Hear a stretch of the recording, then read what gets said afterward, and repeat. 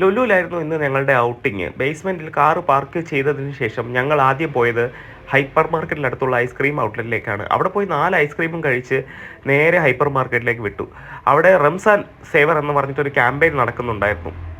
എല്ലാ പ്രൊഡക്ട്സിനും ഒത്തിരി ഓഫറും ഡിസ്കൗണ്ടും 1+1 ഓഫറും എല്ലാം ഉണ്ടായിരുന്നു. നമ്മൾ ഡെയിലി യൂസ് ചെയ്യുന്ന talcum powder, tooth paste, shampoo, cosmetic products, sweets, chocolates എല്ലാത്തിനും ഒത്തിരി ഡിസ്കൗണ്ട്സും.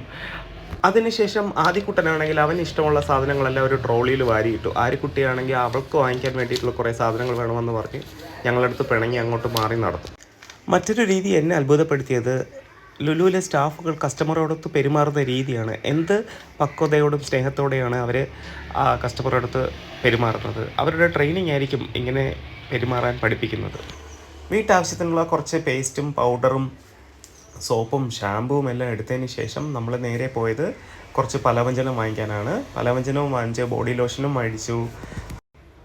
മസാല പൊടികൾക്ക് നല്ല ഓഫർ ഉണ്ടായിരുന്നു. മാത്രമല്ല അരിപ്പൊടിക്കും ഗോതമ്പ് പൊടിക്കും എല്ലാത്തിനും 1+1 ഡിസ്കൗണ്ട്സും എല്ലാം ഉണ്ടായിരുന്നു. നിങ്ങൾക്ക് മസ്റ്റായിട്ട് പോയി ഒന്ന് ട്രൈ ചെയ്ത് നോക്കായിരുന്നു. ഇപ്പോൾ എനിക്ക് തോന്നുന്നു ഇയർ എൻഡിങ് ആയതുകൊണ്ടായിരിക്കും അവർ ഇത്രയും ഡിസ്കൗണ്ട് ഇട്ടിട്ട് പ്രൊഡക്ട്സ് കൊടുക്കുന്നത്. കാര്യമായ തിരക്ക് എനിക്ക് അവിടെ അനുഭവപ്പെട്ടില്ല. പക്ഷെ നമ്മൾ പോയത് 9 മണിക്ക് ശേഷം ആയതുകൊണ്ടായിരിക്കും. എങ്കിലും അത്യാവശ്യം തിരക്കുണ്ടായിരുന്നു.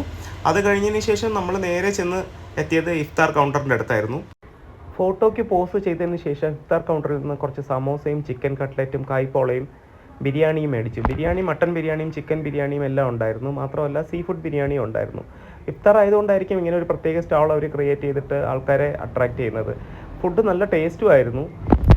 വീട്ടിലേക്ക് വക കുറച്ച് കട്ട് ഫ്രൂട്ട്സും മയനൈസും കുപ്പൂസും പാസ്തയും എല്ലാം മേടിച്ച് ബില്ലും ചെയ്ത് നമ്മൾ നേരെ ഫുഡ് കോർട്ടിൽ പോയി ഇതെല്ലാം ആസ്വദിച്ച് അവിടെ ഇരുന്ന് കഴിച്ചു. നല്ലൊരു ഈവനിങ് ആയിരുന്നു. നല്ലൊരു ആംബിയൻസ് ആയിരുന്നു. Thank you.